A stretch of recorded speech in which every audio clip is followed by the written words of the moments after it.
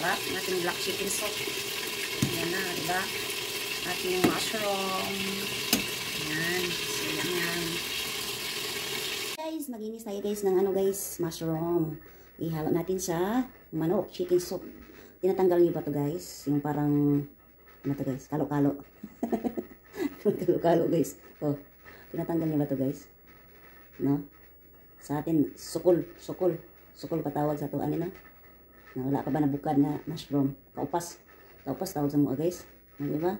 Yan na siya guys. Gumpihan na to.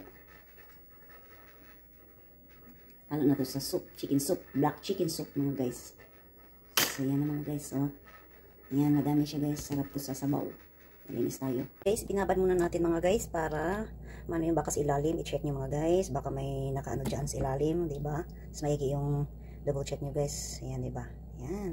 Ayan ako guys magluto ng manok. Magsabaw ng manok guys. Una is ginigisa ko muna yung chicken mga guys. Para gusto ko kasi guys na medyo ano muna siya ba. Yung para hindi siya malangsa. Diba? Depende sa atin kung anong gusto natin na luto mga guys. Depende sa inyo kung ayaw nyo ng may mantika. So, magdiretso na lang kayo magpakulo ng tubig. Tapos ilagay nyo yung chicken. Yan. Tapos guys, tinimplahan ko muna siya guys. Lahat. Nilagyan ng magic sarap para masarap. Tapos, black pepper. Depende sa inyo mga guys. Depende sa ating pagluluto mga guys. Kung ano ang gusto nyo. O, diba mga guys? At pagkatapos ko yan. Yan, naglagay tayo ulit ng onion at saka ginger. Sunod na natin ang ating chicken. Ayan mga guys. Lagyan natin ang ating manok. Ating chicken. Diba?